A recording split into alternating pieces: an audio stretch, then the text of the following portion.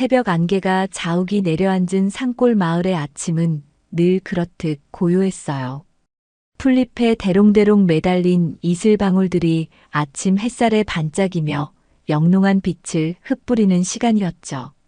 강 씨는 오늘도 어김없이 새벽 공기를 가르며 산책길에 나섰습니다. 그의 곁에는 언제나처럼 충직한 반려견 누렁이가 짧은 꼬리를 흔들며 따르고 있었거든요. 올해로 60을 간 넘긴 강 씨에게 이른 아침의 산책은 하루를 시작하는 경건한 의식과도 같았습니다. 젊은 시절 도시에서의 팍팍한 삶을 등지고 귀향한 지도 어언 10여 년 그는 이제 흙냄새와 풀 내음이 더없이 익숙한 산골 사람이 다 되었어요. 누렁이는 본래 떠돌이 개였지만 몇 해 전 강 씨의 집 마당에 우연히 흘러들어와 이제는 가족이나 다름없는 존재가 되었습니다. 영리하고 사람 말을 곧잘 알아듣는 누렁이는 강 씨에게 더없이 좋은 벗이었죠. 평소 누렁이는 강 씨가 즐겨 찾는 산책 코스를 정확히 기억하고 앞장서곤 했어요. 마을 뒷산을 넘어 약수터에 이르는 길, 혹은 강변을 따라 걷는 길. 그날 강 씨의 기분에 따라 코스는 달라졌지만 누렁이는 언제나 강 씨의 마음을 읽기라도 하듯 자연스럽게 그를 안내했습니다. 하지만 오늘은 어딘가 달랐습니다.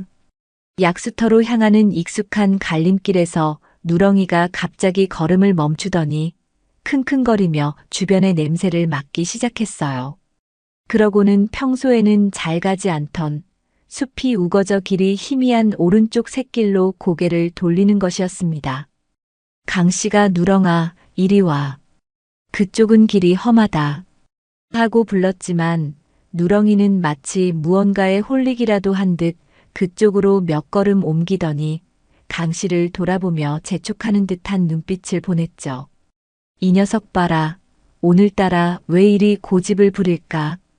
강 씨는 헛웃음을 지으며 고개를 갸웃거렸습니다. 평소와 다른 누렁이의 행동에 그는 순간 망설였지만 곧 호기심이 동했어요. 무슨 좋은 거라도 발견한 게냐? 하는 생각이 들었거든요. 강 씨는 누렁이를 따라 희미한 길로 접어들었습니다. 발목까지 자란 자풀이 바짓가랑이를 스치고 나뭇가지들이 이따금 그의 이마를 건드렸어요. 인적이 거의 닿지 않은 듯한 길은 생각보다 험했습니다.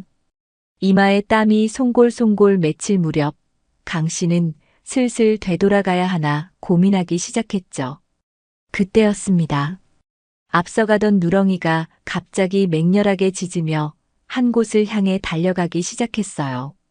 마치 오랫동안 찾아 헤매던 무언가를 발견하기라도 한 것처럼 그 소리에는 다급함과 흥분이 뒤섞여 있었습니다. 강 씨의 심장이 예사롭지 않은 기운을 감지하며 쿵 하고 내려앉는 듯 했어요. 누렁아, 왜 그러느냐? 그는 자신도 모르게 목소리를 높이며 누렁이를 따라 발걸음을 재촉했습니다. 짙푸른 녹음 사이로 사라진 누렁이를 쫓아 강 씨는 점점 더 깊은 숲속으로 빨려 들어가고 있었죠. 누렁이가 멈춰선 곳은 작은 계곡물이 졸졸 흐르는 햇볕도 잘 들지 않는 후미진 곳이었습니다. 사방은 온통 사람 키보다 높이 자란 수풀로 뒤덮여 있었고 축축한 흙냄새와 묵은 낙엽 냄새가 코를 찔렀어요. 누렁이는 그 중에서도 유독 풀이 깊게 우거진 한 지점에서 앞발로 땅을 파헤치며 낑낑거리고 있었습니다. 강 씨는 숨을 고르며 누렁이에게 다가갔죠. 이놈아, 대체 뭘 찾았기에 이리 소란이냐 하고 물었지만 누렁이는 계속 땅만 파고 있었어요. 누렁이가 파헤친 곳에는 검은 비닐봉투 같은 것이 반쯤 땅에 묻혀 있었습니다. 오랜 시간 비바람에 시달린 듯 비닐은 해지고 흙먼지로 뒤덮여 있었죠. 강 씨는 조심스럽게 나뭇가지로 비닐을 걷어내 보았습니다. 그 순간 그의 눈에 들어온 것은 작고 낡은 여자 신발 한 짝이었어요. 짙은 갈색의 단화. 군데군데 가죽이 벗겨지고 흙이 잔뜩 묻어 있었지만 어딘가 모르게 눈에 익은 디자인이었습니다. 강 씨는 심장이 멎는 듯한 기분에 휩싸였어요. 그는 떨리는 손으로 신발을 집어들었죠. 신발 안쪽에는 희미하게나마 상표가 남아 있었지만 그것만으로는 누구의 것인지 단정하기는 어려웠습니다. 하지만 신발의 모양새, 그리고 그 크기, 강 씨의 뇌리를 스치는 한 사람의 얼굴이 떠올랐거든요. 설마 아니겠지. 애써 고개를 저었지만 불안감은 쉬이 가시지 않았습니다. 그는 홀린 듯 신발을 이리저리 돌려보았어요. 그리고 신발 뒤축, 아주 작은 스크래치 자국. 그 자국을 보는 순간 강 씨의 눈앞이 아찔해졌습니다. 그것은 분명 몇 해 전 세상을 떠났다고 알려진 며느리 최민서의 신발이었습니다. 민서가 시집 올 때 친정 어머니가 사주셨다며 유독 아꼈던 신발이었죠. 명절 때나 특별한 날에만 꺼내 신던 그 신발을 강 씨는 똑똑히 기억하고 있었습니다. 어느 날인가 민서가 그 신발을 신고 마당을 거닐다 뒤축을 살짝 긁혔다며 속상해하던 모습까지도 선명하게 떠올랐어요. 아니, 이게 어찌된 일이란 말이냐. 강 씨의 입에서 신음 같은 탄식이 흘러나왔습니다. 민서는 3년 전 남편 지훈과의 불화와 시어머니 박 여사의 냉대를 견디지 못하고 홀연히 사라졌었죠. 유서 한 장 남기지 않은 채였거든요. 경찰은 정황상 그녀가 스스로 목숨을 끊었을 가능성이 높다고 결론 내렸고 시신조차 찾지 못한 채 사건은 그렇게 종결되었습니다. 강 씨는 그때 차마 아들 내외의 일에 깊이 관여하지 못했던 자신을 자책하며 남몰래 눈물 찢기도 했었어요. 그저 가여운 며느리가 좋은 곳으로 갔기를 바랄 뿐이었습니다. 그런데 이제 와서 그녀의 신발이 이런 깊은 산골에서 발견되다니. 강 씨의 머릿속은 수만 가지 생각으로 하얗게 변해버린 듯 했어요. 혹시라도, 아주 혹시라도 그녀가 살아있는 것은 아닐까? 터무니없는 생각이라는 것을 알면서도 신락 같은 희망이 그의 가슴 한구석에서 고개를 들기 시작했습니다. 강 씨는 며느리의 신발을 품에 꼭 안은 채 망연자실하게 그 자리에 주저앉았습니다. 누렁이는 그런 주인의 심정을 아는지 모르는지 그의 옆에 바짝 다가와 젖은 코를 부벼대며 위로하는 듯 굴었어요. 며느리 민서가 사라진 후 집안은 한동안 깊은 침묵과 어색한 긴장감에 휩싸였었습니다. 아들 지우는 아내를 잃은 슬픔보다는 차라리 홀가분하다는 듯한 표정을 지을 때가 많았고, 아내 박 여사는 제 복을 제가 찾지 누굴 탓하겠느냐며 오히려 민서를 원망하는 듯한 말을 서슴지 않았죠. 강 씨는 그런 아내와 아들의 모습에 실망하고 분노했지만 차마 입 밖으로 그 마음을 다 표현하지는 못했습니다. 그저 가슴속에 응어리처럼 묻어둘 수밖에 없었어요. 민서는 과묵했지만 속정이 깊고 그림의 소질이 있는 아이였습니다. 결혼 초 살갑게 다가오려 애쓰던 며느리의 여린 어깨를 그는 기억합니다. 하지만 깐깐하고 아들밖에 모르는 박 여사의 시집살이는 민서에게 버거웠을 테고, 우유부단하고 제 앞가림도 제대로 못하던 아들 지우는 결코 든든한 방패막이가 되어주지 못했죠.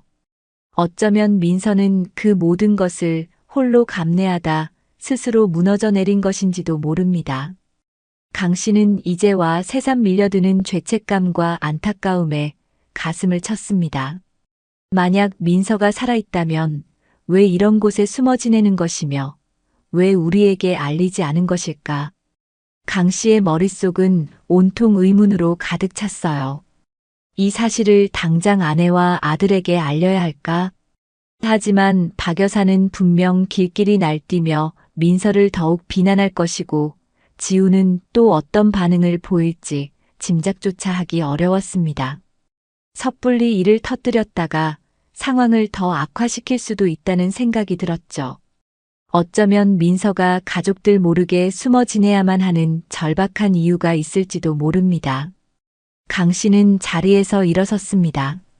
그의 눈빛은 이전과는 달리 무언가 단단한 결의로 차오르고 있었죠. 그는 신발을 자신의 외투 안주머니 깊숙이 넣었습니다. 그리고 신발이 발견된 장소를 유심히 기억해 두려는 듯 주변 지형을 꼼꼼히 살폈어요. 일단은 혼자서 이 비밀을 파헤쳐 보기로 마음먹었습니다.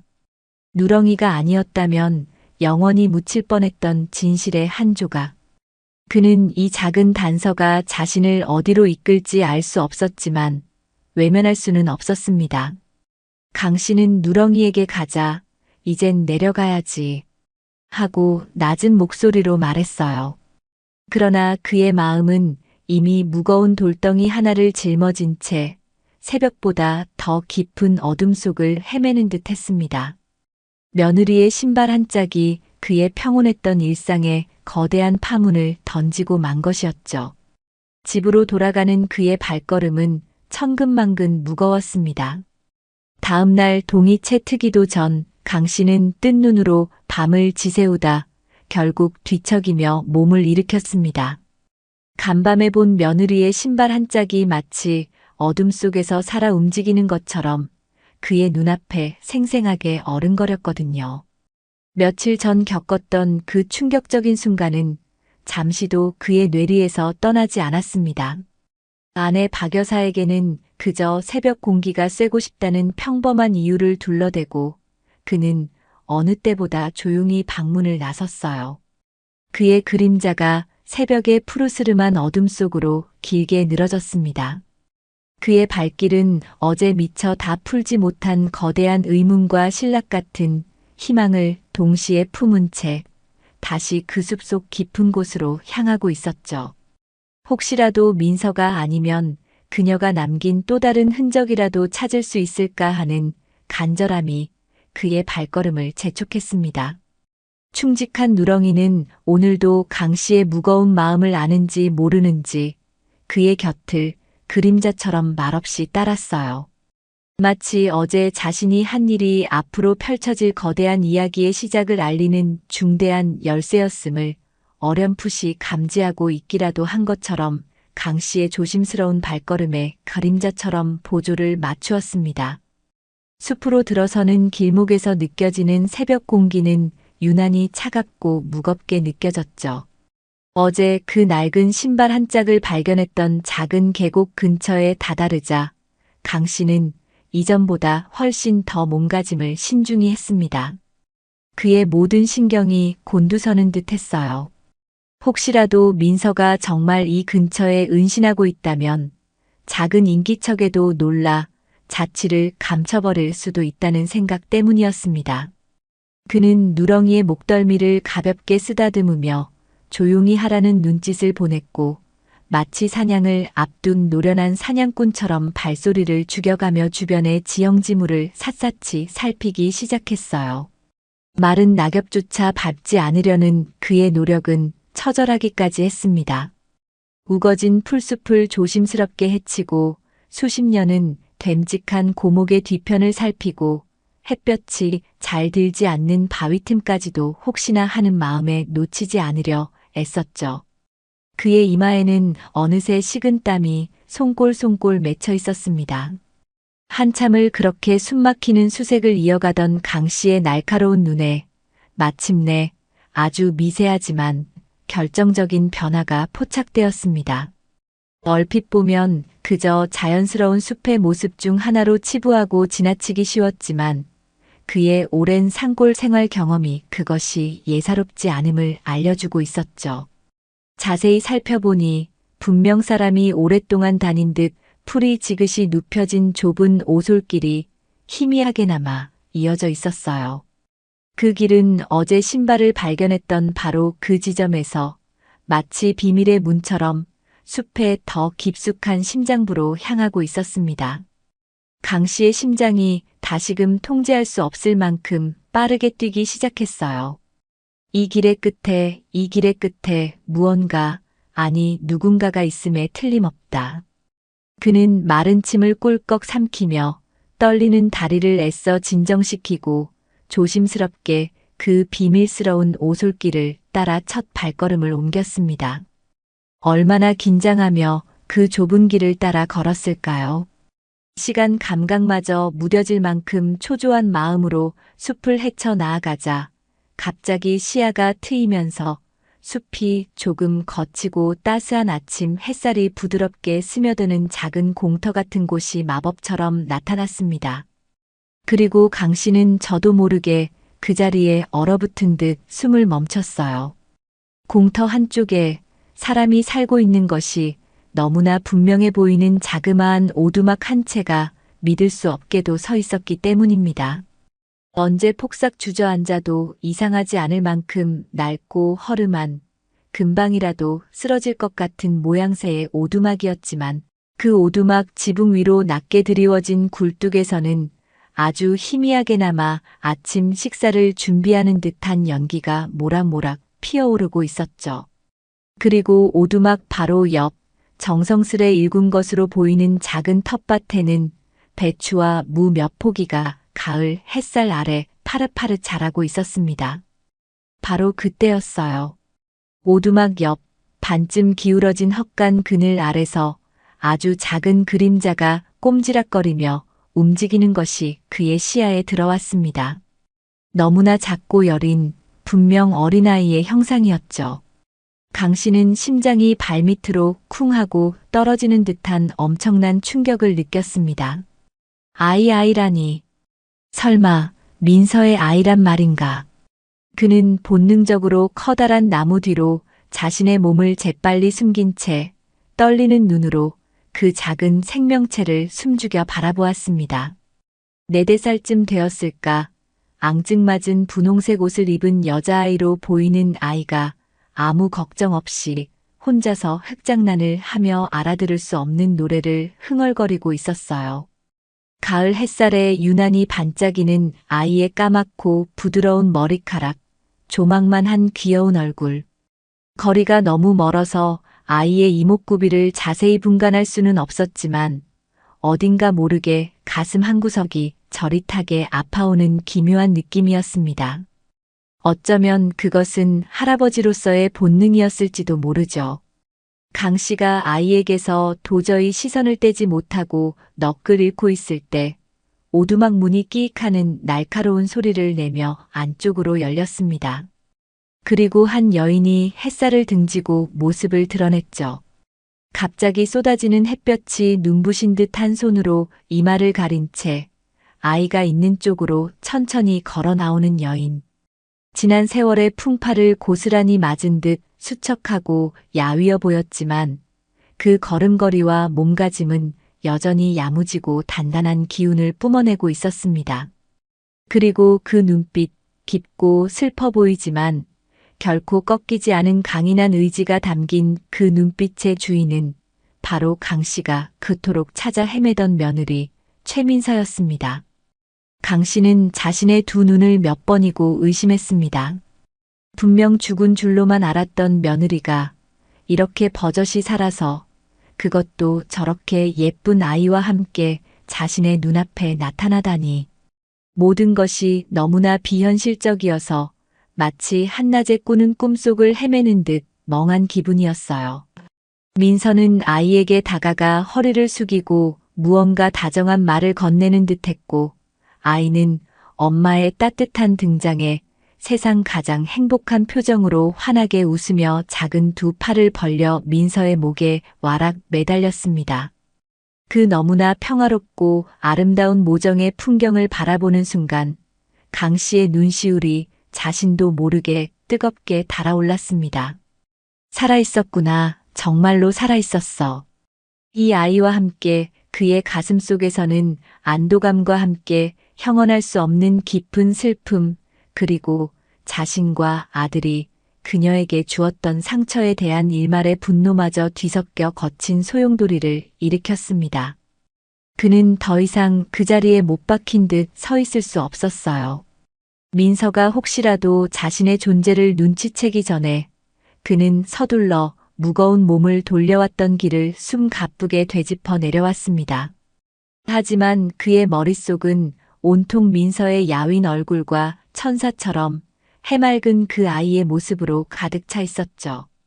이제 어떻게 해야 할까? 이 믿을 수 없는 엄청난 사실을 어떻게 받아들여야 하며 또 앞으로 어떻게 행동해야 할까? 강 씨의 발걸음은 천근만근 무거웠지만 그의 마음속에는 이제 하나의 분명하고도 절박한 목표가 생겨나고 있었습니다. 이대로 모른 척할 수는 없다는 강한 책임감이었습니다. 그날 이후 며칠 밤낮을 강 씨는 깊은 번민과 고민으로 하얗게 지새웠습니다. 민서와 손녀의 모습을 떠올릴 때마다 가슴 한구석이 아려왔고 동시에 자신이 앞으로 어떻게 처신해야 할지에 대한 무거운 책임감이 그의 어깨를 짓눌렀죠. 그는 결국 다시 한번 용기를 내어 그 숲속 깊은 곳에 숨겨진 오두막을 찾기로 결심했습니다. 이번에는 결코 빈손으로 갈 수 없었어요. 집에서는 여전히 잠들어 있는 아내 박 여사의 눈을 피해 그는 조심스럽게 부엌으로 가 쌀한대와 밑반찬 몇 가지를 꺼냈습니다.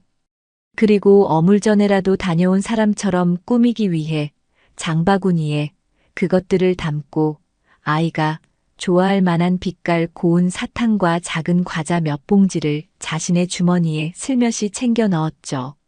민서가 자신을 보고 어떤 반응을 보일지, 혹여 지난번처럼 자신을 보자마자 또다시 겁에 질려 달아나 버리지는 않을지 생각할수록 두려움도 컸습니다.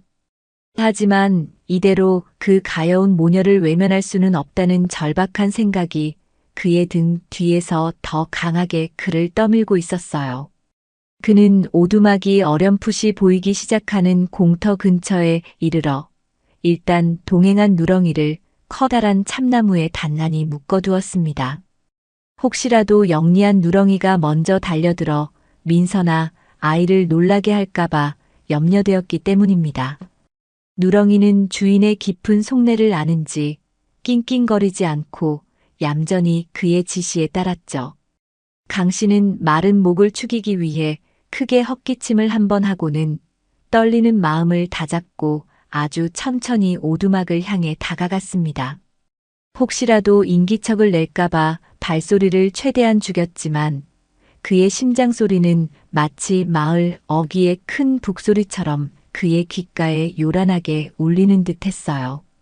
드디어 낡은 오두막 문 앞에 다다른 그는 잠시 숨을 고르며 망설이다가 최대한 부드럽고 낮은 목소리로 민서의 이름을 조용히 불렀습니다.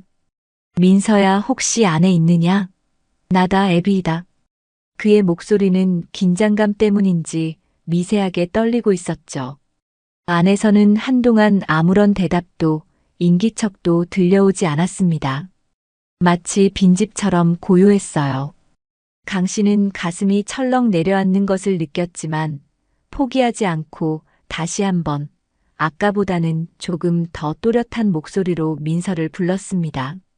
민서야, 내가 온 것을 알고 있겠지. 잠깐이면 된다. 문 좀 열어주지 않겠니? 해치지 않으마. 그의 간절함이 깃든 목소리가 아침 숲의 맑은 정적을 가르고 스며들었습니다. 얼마나 시간이 흘렀을까요? 마침내 오두막 문이 아주 천천히 녹슨 경첩이 마찰하는 듯한 삐걱거리는 소리를 내며 안쪽으로 조금 열렸습니다. 그리고 그 좁은 문틈으로 극도의 경계심과 두려움이 가득한 민서의 창백한 얼굴이 나타났죠. 며칠 전 멀리서 보았을 때보다 훨씬 더 수척하고 핏기 없는 얼굴이었습니다. 마치 오랫동안 깊은 병이라도 앓은 사람처럼 보였어요. 민서는 문 밖에 서 있는 강 씨를 확인하고는 믿을 수 없다는 듯, 그리고 동시에 깊은 절망에 빠진 듯한 표정을 지었습니다. 그녀의 커다란 눈망울은 걷잡을 수 없는 당혹감과 숨길 수 없는 원망, 그리고 지난 세월의 깊은 슬픔으로 금방이라도 넘칠 듯 일렁이고 있었죠. 아버님, 민서의 목소리는 너무나 작아서 거의 기어들어갈 듯 했습니다. 그녀의 등 뒤로는 자그마한 여자아이가 엄마의 옷자락을 작은 손으로 꼭 움켜쥔 채 고개를 빼꼼 내밀어 문 밖에 낯선 할아버지를 호기심과 두려움이 뒤섞인 복잡한 눈빛으로 바라보고 있었죠. 바로 며칠 전 강 씨가 숨어서 보았던 그 아이, 민서의 하나뿐인 딸 강유진이었습니다. 유진이는 커다란 눈을 깜빡이며 낯선 존재의 등장을 경계하는 어린 짐승처럼 좀처럼 엄마 뒤에서 앞으로 나서려 하지 않았어요. 강 씨는 애써 당황한 기색을 감추고 침착하려 노력하며 가져온 장바구니를 조용히 오두막 문 앞에 내려놓았습니다. 우선 이걸 좀 바꿔라.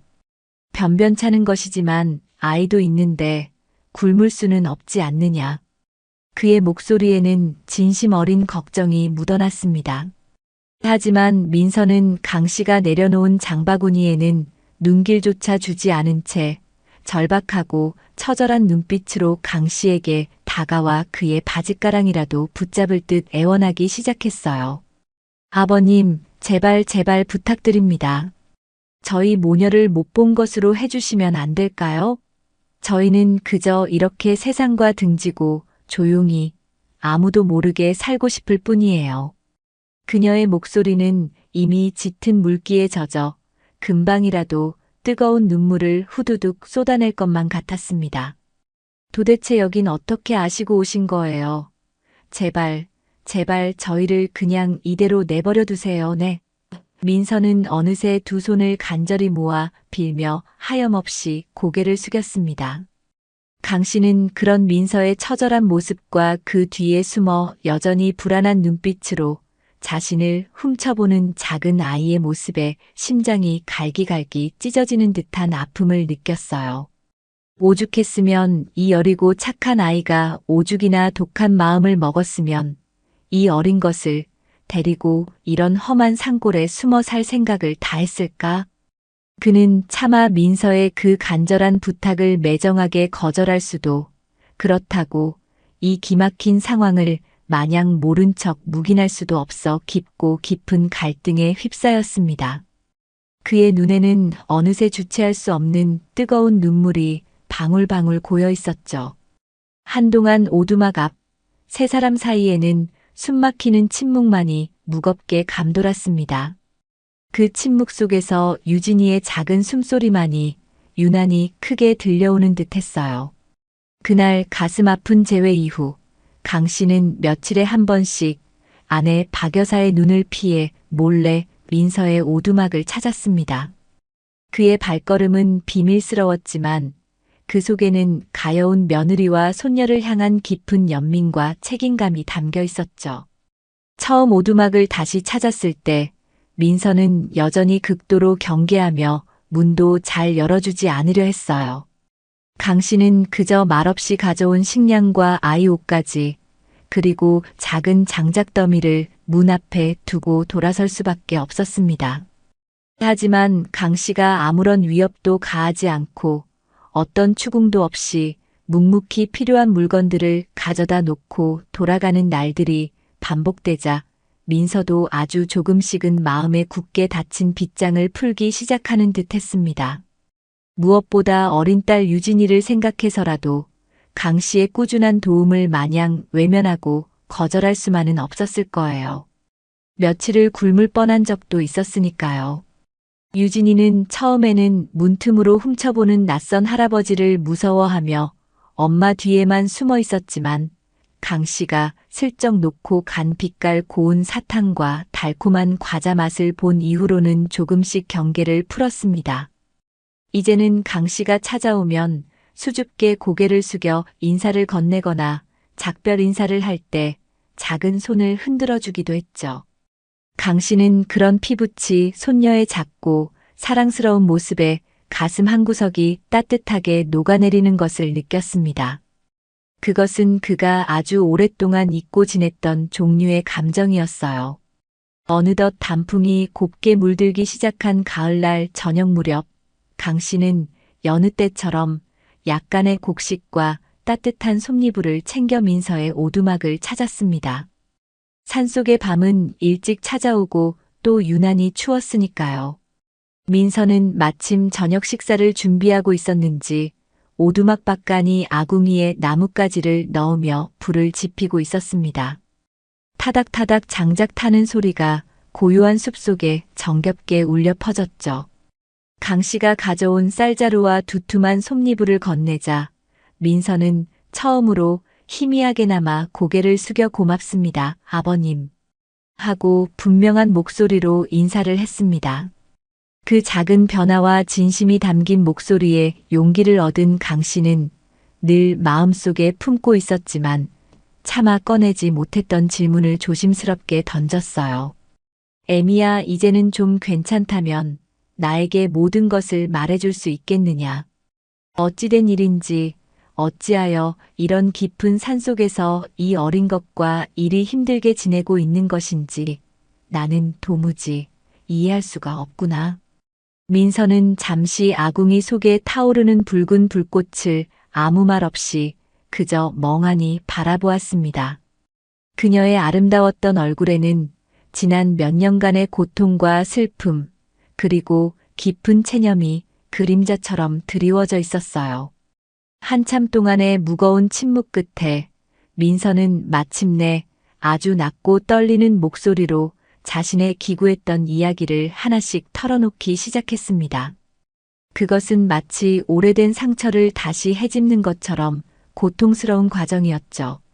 시어머니 박 여사의 시도 때도 없는 구박과 아들을 낳아야 한다는 끊임없는 압박, 그리고 그 모든 갈등의 한가운데서 아무런 방패막이도 되어주지 못했던 무심한 남편 강지훈에 대한 깊고 깊은 절망감. 결혼 생활 내내 그녀는 마치 그 집안의 투명인간처럼 철저히 외로웠다고 고백했어요. 웃음소리조차 내기 어려웠던 답답한 나날들이었다고 합니다. 그러던 중 덜컥 정말 예기치 않게 임신 사실을 알게 되었지만 그 순간 가슴 벅찬 기쁨보다는 칠흑 같은 두려움이 먼저 그녀를 엄습했다고 하죠. 이런 지옥 같은 환경에서 소중한 내 아이를 낳아 기를 수 있을까? 만약 딸이라도 낳는다면 지금보다 더한 서름을 겪게 되지 않을까? 내 아이마저 나처럼 불행의 구렁텅이로 밀어넣을 수는 없어. 민서는 밤이나 낮이나 잠 못 이루고 고통스럽게 고민했고 결국 아무도 모르게, 심지어 뱃속 아이의 아비인 지훈에게조차 알리지 않고 떠나기로 독한 마음을 먹었던 것이죠. 그녀는 자신이 깊은 강물에 몸을 던져 스스로 목숨을 끊은 것처럼 위장하기 위해 일부러 사람들이 자주 찾는 강가, 절벽 위에 자신의 낡은 소지품 몇 가지와 짧은 유서 비슷한 글귀를 남겨두고는 가진 돈도 거의 없는 빈털터리 상태로 무작정 이곳 아주 깊은 산골로 정처 없이 숨어들었다고 했습니다. 처음 얼마간은 지금 살고 있는 이 버려진 오두막에서 씻지도 먹지도 못하고 굶기를 밥 먹듯 했고 한겨울 매서운 추위 속에서 갓 태어난 어린 유진이를 품에 안고 혹독한 겨울밤을 지새울 때는 정말이지 모든 것을 포기하고 죽고 싶다는 생각밖에 들지 않았다고 해요. 그때마다 자신을 살린 것은 오직 갓난 유진이의 가녀린 숨소리뿐이었다고 했습니다. 민서의 이야기는 마치 오래된 흑백 영화의 한 장면처럼 담담하게 이어졌지만 그 속에는 칼로 베인 듯 뼈아픈 고통과 하염없이 흘러내린 눈물이 흥건히 배어 있었습니다. 그녀는 오직 하나뿐인 딸 유진이만을 생각하며 유진이의 해맑은 미소만을 등불 삼아 하루하루를 짐승처럼 버텨왔다고 했죠. 아이가 감기라도 걸려 뜨거운 열에 시달릴 때면 변변한 해열제 한 알 구하지 못해 밤새도록 아이의 작은 몸을 차가운 물수건으로 닦아내며 그저 울면서 기도하는 수밖에 없었다는 처절한 대목에서는 듣고 있던 강 씨도 더 이상 북받치는 감정을 참을 수 없었습니다. 그는 그저 아무 말 없이 민서의 가늘고 마른 어깨를 자신의 투박하고 커다란 손으로 가만히 토닥여줄 뿐이었어요. 오죽했으면 내 새끼가 오죽이나 힘들었으면 강 씨의 목소리도 어느새 축축하게 젖어 있었습니다. 민서는 그제야 참고 참았던 뜨거운 울음을 한꺼번에 터뜨리며 어린아이처럼 한참을 어깨를 들썩이며 서럽게 울었죠. 강 씨는 그날 밤 민서가 힘겹게 들려준 그 아프고 시린 과거의 엄청난 무게에 온몸이 짓눌려 무거운 마음으로 어두운 산길을 내려와야 했습니다. 그는 이제 민서와 그 어린 손녀 유진이를 이대로 비참하게 내버려 둘 수 없다는 것을, 그리고 이 꼬일 대로 꼬여버린 문제를 해결하기 위해서는 자신이 어떻게든 용기를 내어 무언가를 해야만 한다는 것을 뼈저리게 절실히 깨달았습니다. 그 밤 강 씨는 뜬 눈으로 고민하며 결단을 내려야 했죠. 민서와 그토록 사랑스러운 손녀 유진이의 존재를 가슴에 품게 된 이후로 강 씨의 일상은 이전과는 결코 같을 수가 없었습니다. 그는 겉으로는 아무렇지도 않은 듯 평소와 다름없이 과묵하게 생활하려 애썼지만 그의 마음속은 늘 커다란 바위덩어리 하나를 얹어놓은 듯 무겁고 답답했죠. 밤에는 깊은 잠을 이루지 못하고 뒤척이기 일쑤였고 낮에는 멍하니 먼 산을 바라보거나 깊은 생각에 잠겨 있는 시간이 눈에 띄게 늘어갔습니다. 그의 수심 가득한 얼굴은 아무리 감추려 해도 숨겨지지 않았어요. 매일 얼굴을 마주하고 사는 아내 박 여사는 그런 남편의 심상치 않은 변화를 누구보다 먼저 그리고 예민하게 감지했습니다. 영감, 안색이 통 안 좋아 보이는데 혹시 어디 편찮으신 거 아니에요? 요즘 통 기운도 없어 보이시고 좋아하시던 곰국도 잘 안 드시잖아요. 하고 걱정스러운 눈빛으로 물었지만 강 씨는 그저 나이가 들어서 그런가 보다. 별일 아니니 걱정 말게. 하고 애써 태어난 척 얼버무릴 뿐이었죠. 차마 민서와 유진이에 관한 그 엄청난 이야기를 아내에게 섣불리 꺼낼 용기가 나지 않았거든요. 아내 박 여사의 불같은 성격과 아들에 대한 맹목적인 기대를 누구보다 잘 아는 그였기에 만약 사실을 알게 된다면 집안이 그야말로 발칵 뒤집히고 민서에게 더 큰 상처를 줄 것이 불보듯 뻔했습니다. 박 여사는 남편의 그런 어색한 변명에 쉽사리 수긍하지 않았지만 더 이상 캐묻지는 않고 그저 의심의 눈초리를 거두지 않았죠. 혼자서 끙끙 소가리를 하던 강 씨는 이 무거운 비밀의 무게를 언제까지고 혼자 감당할 수는 없다고 판단했습니다. 그리고 무엇보다 아들 지훈에게만이라도 이 모든 사실을 알려야 한다고 굳게 결심했죠. 지훈 역시 민서의 법적인 남편이고 한 번도 본 적 없는 유진이의 생부로서 이 모든 진실을 알 권리가 있으며 또한 그에 따른 책임을 져야 한다고 생각했습니다. 며칠 후 강 씨는 큰 결심을 하고 읍내 시장 어귀에서 작은 그릇 가게를 운영하는 아들 지훈을 찾아갔어요. 가게 안은 손님 없이 한산했고 지훈은 카운터에 앉아 꾸벅꾸벅 졸고 있었습니다. 강 씨는 아들의 어깨를 가볍게 두드려 깨우고는 가게 안쪽의 작은 방으로 데리고 들어가 어렵게 그리고 아주 무겁게 입을 열었습니다. 민서가 기적처럼 살아있으며 아무도 모르는 깊은 산골에서 어린 딸아이와 함께 상상할 수 없을 만큼 힘들고 외롭게 살아가고 있다는 충격적인 사실을 떨리는 목소리로 털어놓았죠. 지훈은 처음에는 아버지의 말을 전혀 믿지 못하는 듯 마치 실없는 농담이라도 들은 것처럼 황당하고 어이없다는 표정을 지었습니다. 하지만 강 씨의 그 어느 때보다 진지하고 침통한 얼굴과 가늘게 떨리는 목소리에서 그것이 결코 거짓이나 농담이 아님을 깨닫고는 순간적으로 얼굴에서 핏기가 사라지며 엄청난 충격에 휩싸였어요. 아, 아버님, 그게 정말 사실입니까? 민서가 제 아내 민서가 살아있다고요? 그리고 제 아이까지 있다는 말씀이세요? 지훈의 얼굴은 순식간에 백지장처럼 하얗게 질렸고 그의 커다란 눈에는 걷잡을 수 없는 당혹감과 깊은 죄책감 그리고 믿을 수 없는 현실에 대한 극도의 혼란스러움이 한데 뒤섞여 거칠게 일렁였습니다.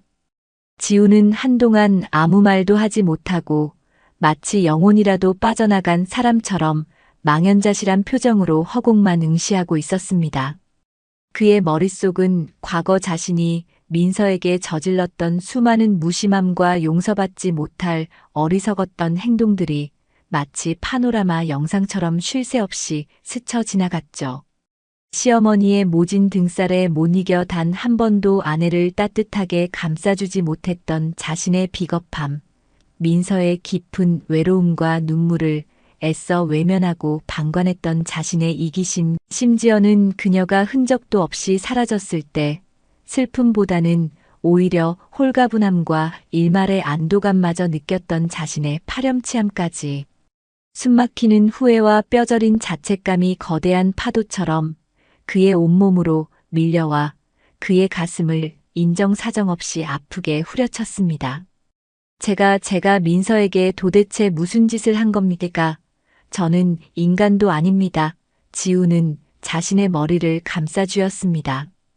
그는 당장이라도 그 깊은 산골로 달려가 민서의 발 앞에 무릎 꿇고 빌며 피눈물로 용서를 구하고 싶었어요. 그리고 단 한 번도 따뜻하게 안아보지 못한 자신의 아이를, 그 존재조차 몰랐던 자신의 핏줄을 만나고 싶었습니다. 아버지, 제발 당장 저를 민서가 있는 곳으로 데려다 주십시오. 제가 다 잘못했습니다. 제가 100번이고 1000번이고 빌어야 합니다. 그리고 제 아이를 만나야겠습니다. 지우는 거의 울부짖듯 애원하며 강 씨의 주름진 손을 다급하게 잡았습니다. 강 씨는 그런 아들의 처절한 모습을 한없이 안쓰럽고 착잡한 눈빛으로 바라보며 천천히 고개를 저었어요. 아직은 안 된다, 지훈아. 지금 내가 그렇게 갑자기 나타나면 민서가 더 크게 놀라고 더 깊은 상처를 받을 수 있다. 그 아이는 아직 마음의 준비가 전혀 되지 않았을 게다.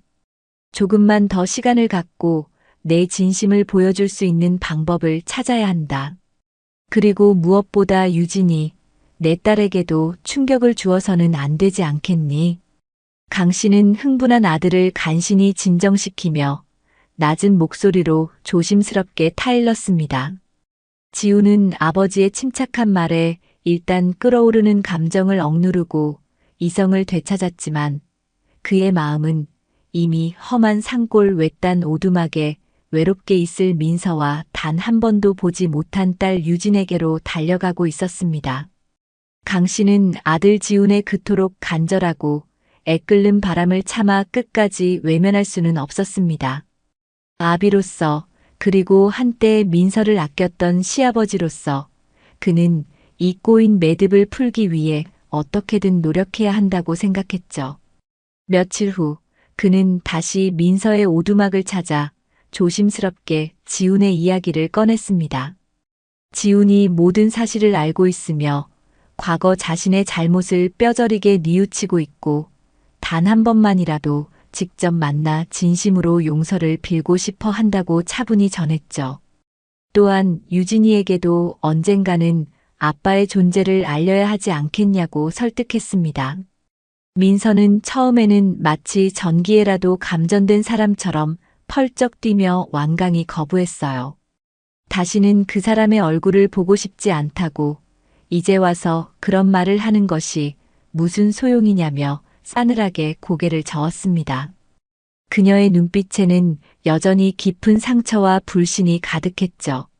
하지만 강 씨가 몇 날 며칠을 찾아와 진심으로 간곡히 설득하고 무엇보다 어린 딸 유진이의 미래를 위해서라도 아빠라는 존재를 아예 외면하게 해서는 안 되지 않겠냐는 현실적인 말에 민서의 얼음장 같던 마음도 아주 조금씩은 흔들리는 듯 했습니다. 결국 민서는 깊은 한숨과 함께 너무나 어렵게 지훈과의 만남을 단 한 번만 허락했죠.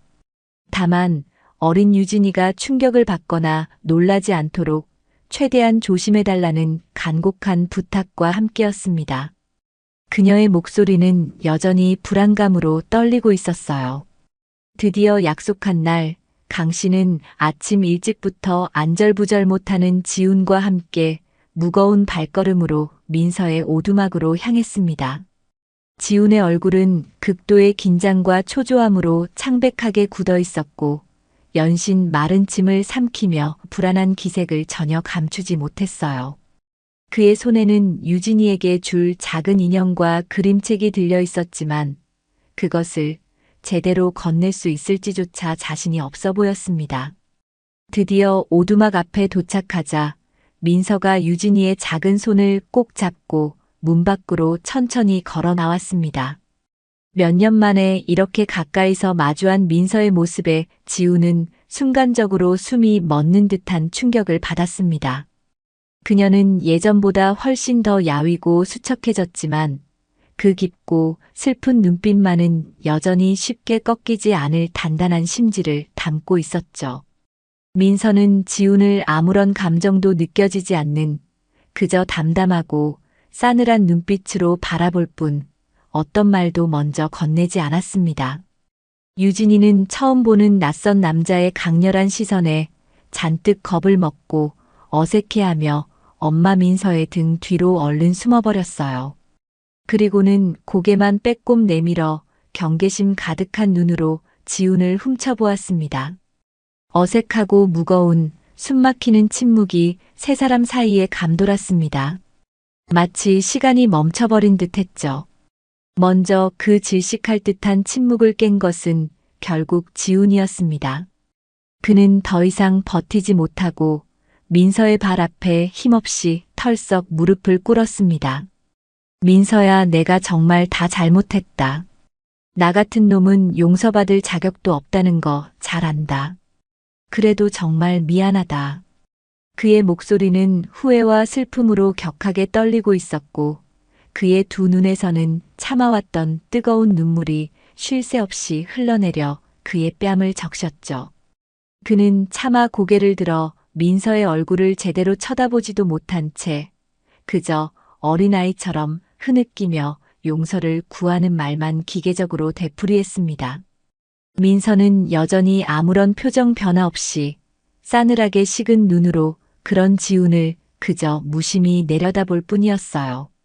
그녀의 마음속에서는 지난 세월 동안 켜켜이 쌓여왔던 깊은 아픔과 지독한 원망, 그리고 한때 미치도록 사랑했던 남자에 대한 희미한 연민이 마치 거친 파도처럼 복잡하게 뒤엉키고 있었습니다. 유진이는 생전 처음 보는 이 기이하고 슬픈 광경에 어리둥절한 표정을 지으며 울고 있는 엄마와 땅바닥에 무릎 꿇은 낯선 아저씨를 커다란 눈으로 번갈아 쳐다보았죠. 한참 동안 땅바닥에 엎드려 용서를 빌던 지우는 간신히 고개를 들어 민서 뒤에 숨어 여전히 자신을 경계하는 유진이를 힘겹게 바라보았습니다. 자신의 딸, 단 한 번도 따뜻하게 안아보지 못한 그 존재조차 까맣게 모르고 살았던 자신의 소중한 아이. 유진이의 때 묻지 않은 까맣고 맑은 눈망울을 보는 순간 지우는 가슴속 깊은 곳에서 뜨겁고 아픈 무언가가 울컥 치밀어 오르는 것을 느꼈습니다. 그는 떨리고 갈라지는 목소리로 유진이에게 힘겹게 말을 건넸죠. 아가, 너가 유진이구나. 아빠가 너무 늦게 와서 미안하다 하지만 유진이는 아빠라는 단어에 더욱더 놀라 민서의 뒤로 완전히 숨어버렸고 민서는 그런 유진이를 더욱 세게 감싸 안았습니다. 지우는 더 이상 아무 말도 할 수 없었습니다. 그는 그저 자신의 돌이킬 수 없는 어리석음과 지독한 이기심이 만들어낸 이 처참하고 비극적인 상황에 끝없는 절망감만을 느낄 뿐이었죠. 민서는 그런 지훈의 처절한 모습을 여전히 복잡하고 알 수 없는 심경으로 지켜보았습니다. 그녀의 강철처럼 얼어붙었던 마음 한구석에서 아주 미세한, 거의 느껴지지 않을 정도의 작은 균열이 생겨나는 것을 아직은 그녀 자신조차도 전혀 알지 못하고 있었습니다. 어느새 해는 뉘엿뉘엿 서산 너머로 기울고 있었고 깊은 숲속 오두막 앞에는 세 사람의 무겁고 힘겨운 숨소리만이 싸늘하게 가라앉고 있었어요. 그들의 미래는 한치 앞도 보이지 않는 짙은 안개 속 같았습니다. 지훈이 민서와 유진이를 만나고 돌아온 후 강 씨와 지훈 사이에는 무거운 침묵과 함께 어떤 절박한 공감대가 형성되었습니다. 지훈은 그날 이후로 일이 손에 잡히지 않았어요. 가게 문을 열어놓고도 멍하니 앉아있거나 밤늦도록 잠 못 이루고 괴로워했죠. 그의 머릿속은 온통 야윈 민서의 얼굴과 처음 본 딸 유진이의 겁먹은 눈망울로 가득 차 있었습니다. 어떻게든 민서에게 자신의 진심을 전하고 싶었고 유진이에게도 아빠로서 다가가고 싶다는 갈망이 그의 가슴을 뜨겁게 태웠어요. 하지만 민서의 깊은 상처와 경계심을 생각하면 섣불리 나설 수도 없는 노릇이었습니다. 강 씨는 그런 아들의 고뇌를 묵묵히 지켜보며 이제는 더 이상 이 비밀을 아내 박 여사에게 숨길 수만은 없다는 결론에 이르렀습니다. 언젠가는 밝혀져야 할 일이고 어쩌면 박 여사의 존재가 이 복잡하게 꼬인 실타래를 푸는데 예상치 못한 역할을 할 수도 있다는 신락 같은 기대도 있었죠. 며칠 후 강 씨는 지훈을 자신의 방으로 불렀습니다. 그리고는 낮은 목소리로 말했어요. 지훈아, 이제는 내 어머니에게도 모든 것을 말씀드려야 할 것 같다. 언제까지고 우리 둘만 이 비밀을 안고 갈 수는 없는 일 아니겠느냐. 지훈은 아버지의 말에 얼굴이 하얗게 질렸습니다. 어머니 박 여사의 불같은 성정을 누구보다 잘 아는 그였기에 이 사실을 알게 되었을 때 닥쳐올 후폭풍이 두려웠거든요. 하지만 아버지 어머니께서 이 사실을 아시면 민서도 그리고 유진이도 더 큰 상처를 받지 않겠습니까? 어머니 성격에 가만히 계시지 않을 텐데요. 지훈의 목소리에는 깊은 불안감이 배어 있었습니다. 강 씨는 아들의 어깨를 다독이며 말했죠. 나도 그 점이 가장 걱정이다. 하지만 내 어머니도 유진이의 할머니이고 민서의 시어머니였다. 언젠가는 알아야 할 일이라면 더 늦기 전에 우리가 먼저 알리는 것이 옳다고 생각한다. 우리가 함께 내 어머니를 설득해 보자꾸나. 두 사람은 밤늦도록 머리를 맞대고 어떻게 박 여사에게 이 충격적인 사실을 전해야 할지, 그리고 그녀의 예상되는 반응에 어떻게 대처해야 할지 의논했습니다. 하지만 뾰족한 수는 떠오르지 않았어요. 그저 폭풍이 몰아치기 전에 고요함처럼 무거운 긴장감만이 방 안을 감돌 뿐이었습니다. 한편 박 여사는 요즘 들어 부쩍 비밀스러운 남편과 아들의 행동에 의심의 눈초리를 거두지 않고 있었죠. 두 사람이 자기만 빼놓고 무언가 중대한 일을 꾸미고 있다는 불길한 예감이 그녀의 신경을 곤두서게 만들었습니다. 그녀는 수시로 강 씨의 서재를 기웃거리거나 지훈의 방을 불쑥 찾아가 떠보는 등 나름의 방식으로 정보를 캐내려 했지만 두 남자는 약속이나 한 듯 입을 굳게 다물고 있었어요. 결전의 날은 생각보다 빨리 찾아왔습니다. 그날 저녁 온 가족이 저녁 식사를 위해 식탁에 둘러앉았을 때였죠. 평소보다 말수가 적고 안색이 어두운 남편과 아들의 모습에 박 여사는 결국 참지 못하고 먼저 포문을 열었습니다. 당신이랑 지훈이 요즘 나한테 뭐 숨기는 거라도 있는 거예요?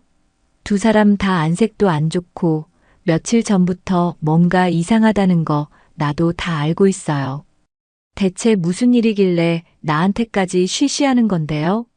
그녀의 목소리는 날카롭고 차가웠습니다. 강 씨는 지훈과 눈빛을 교환하고는 어렵게 입을 열었어요. 여보, 사실은 당신에게 해야 할 말이 있어. 아주 중요한 이야기요. 그리고는 민서가 살아있으며 산골에서 어린 딸 유진이와 함께 힘들게 지내고 있다는 사실을 떨리는 목소리로 하지만 분명하게 털어놓았습니다.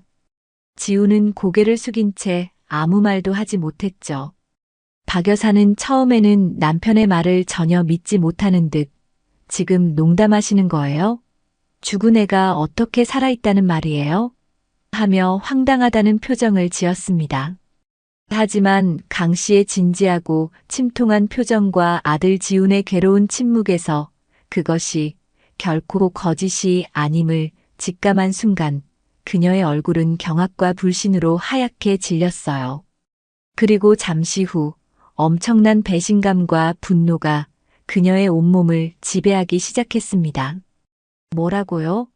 그 아이가 살아있다고요? 그것도 애까지 데리고. 그래서 지금까지 우리 모두를 감쪽같이 속이고 있었다는 말이에요? 박 여사의 목소리는 가늘게 떨리더니 이내 고성을 동반한 격한 분노로 폭발했습니다.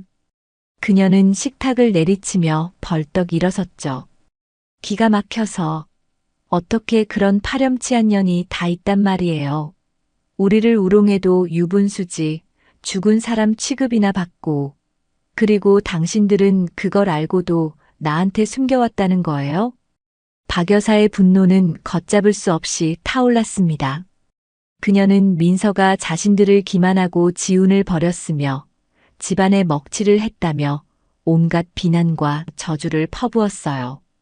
그녀에게 민서는 더 이상 가여운 며느리가 아니라 자신과 아들을 배신한 파렴치한 요부일 뿐이었습니다. 그녀의 눈에는 시뻘건 불꽃이 이는 듯했죠. 그년이 감히 누구 아이라고 함부로 낳아길러. 지훈이 너는 그걸 알고도 가만히 있었어?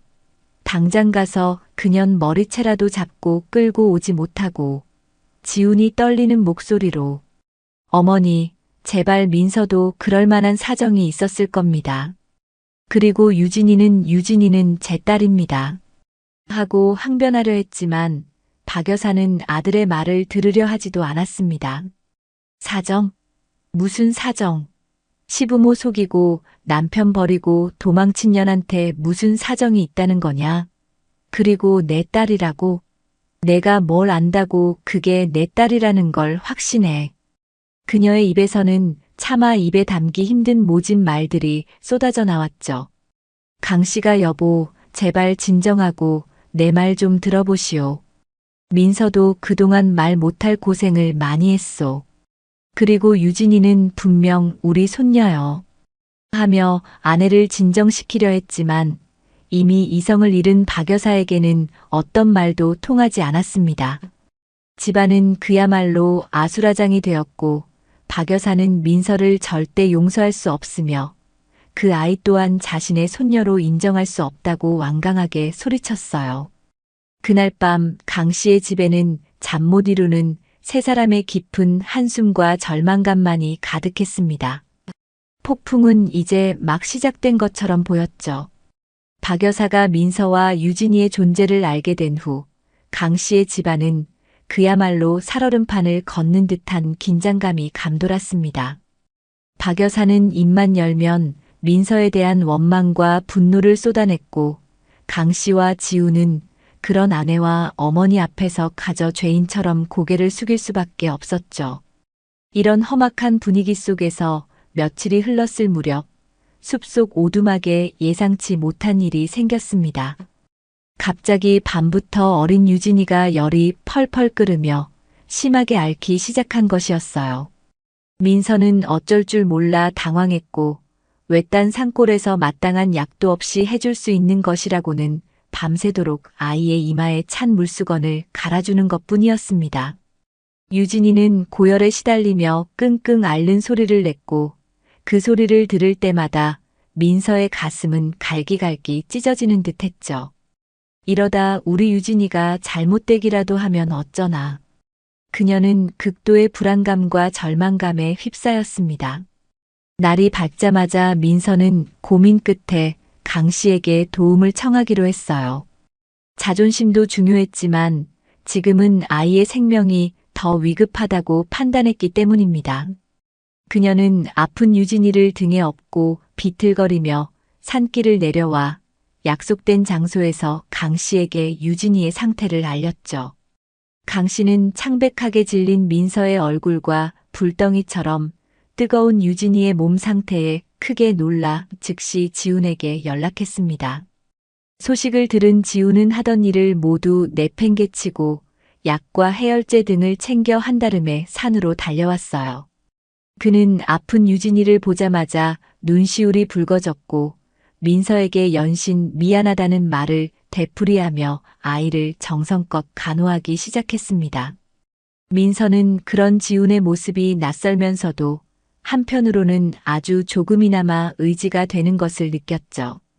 강 씨와 지훈은 번갈아가며 유진이 곁을 지켰고 며칠 밤낮으로 정성껏 돌본 덕분에 다행히 유진이의 열은 서서히 내리기 시작했습니다. 한편 집에서 이 모든 상황을 전해 듣고 있던 박 여사의 마음도 편치만은 않았습니다.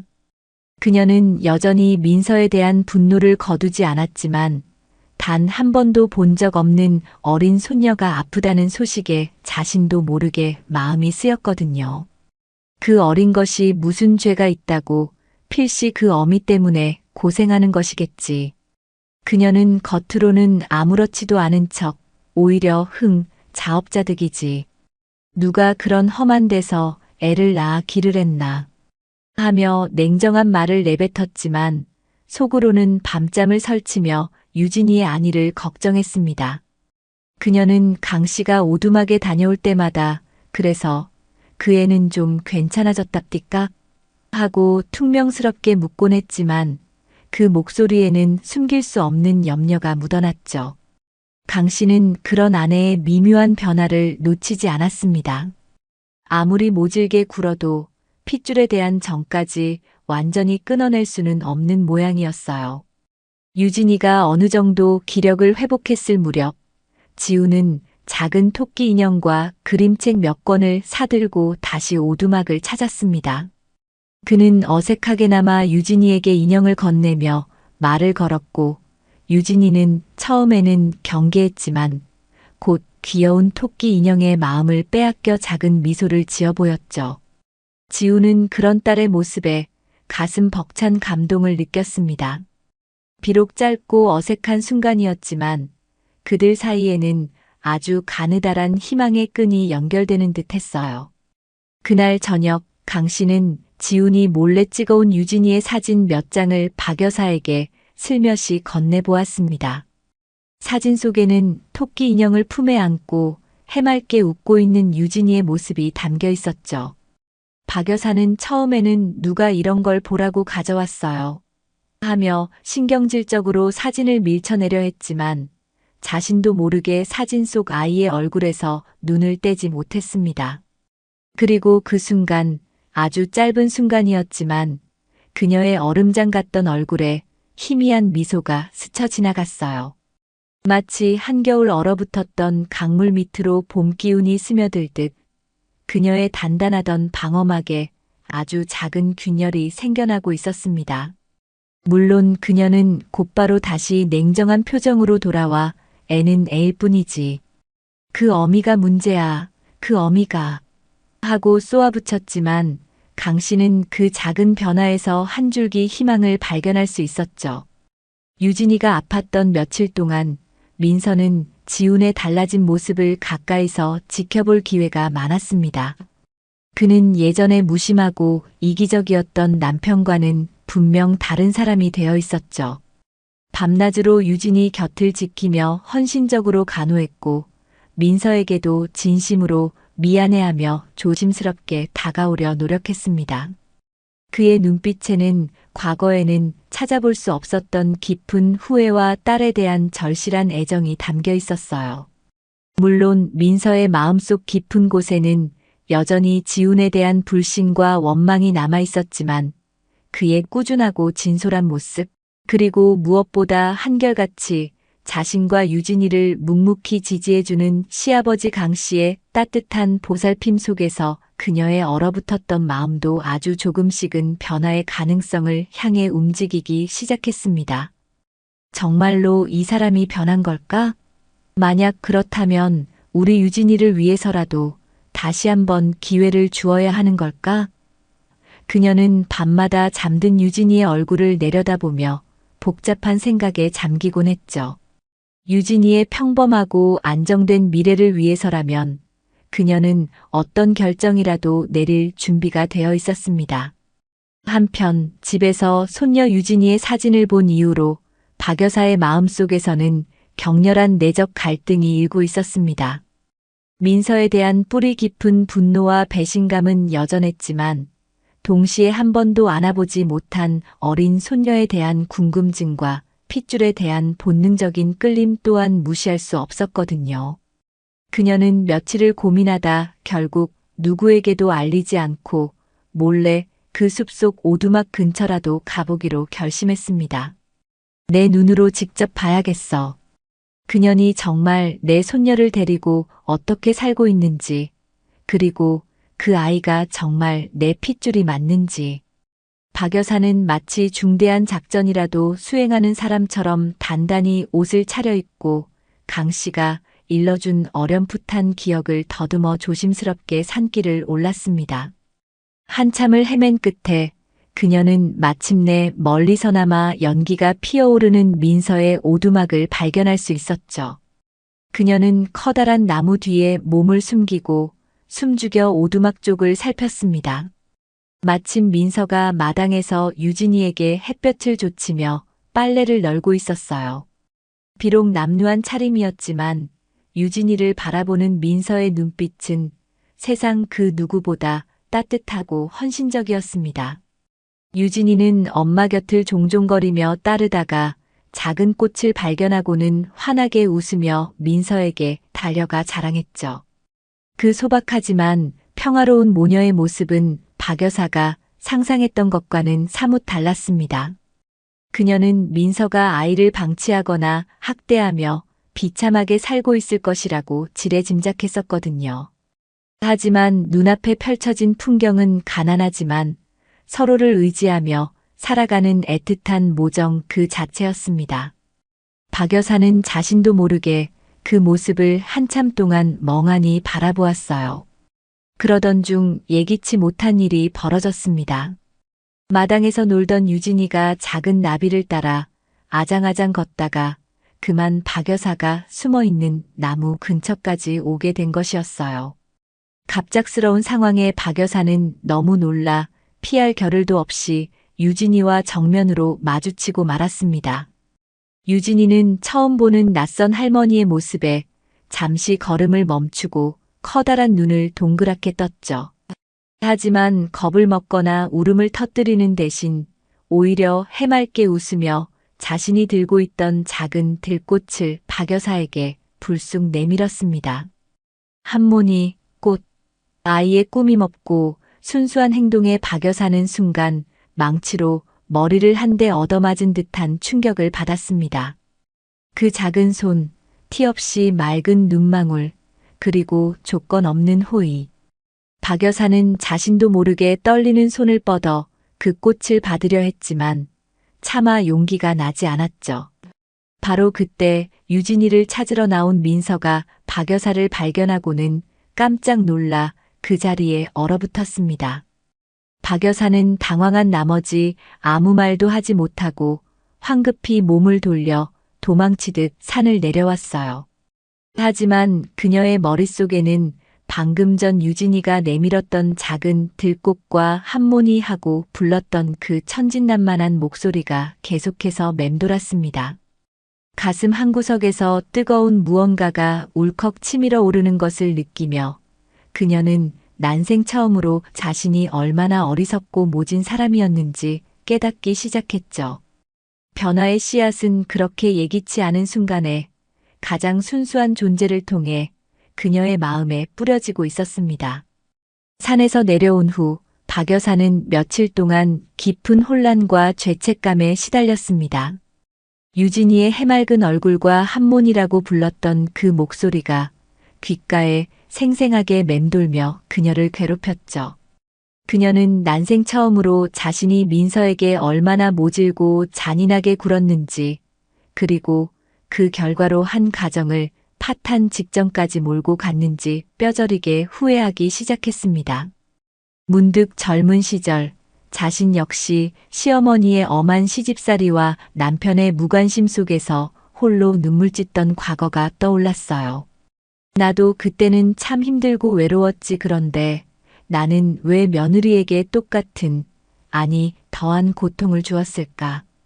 그녀는 자신이 그토록 혐오했던 시어머니의 모습을 민서에게, 그대로 투영했다는 사실을 깨닫고 깊은 자괴감에 빠졌습니다. 하지만 수십 년 동안 쌓아온 자존심과 고집 때문에 선뜻 자신의 잘못을 인정하고 사과할 용기는 나지 않았죠. 그녀는 밤마다 잠 못 이루고 뒤척이며 번민했습니다. 며칠 후 박 여사는 마침내 큰 결심을 한 듯 조용히 방을 나섰습니다. 그녀의 손에는 얼마 전 시장에서 사온 고운 빛깔의 아이옷과 따뜻한 털신, 그리고 정성껏 만든 밑반찬 몇 가지가 들려 있었죠. 그녀는 이번에는 숨거나 망설이지 않고 정면으로 민서의 오두막을 향해 걸어갔습니다. 오두막 문 앞에 다다른 그녀는 잠시 심호흡을 하고는 떨리는 목소리로 민서를 불렀어요.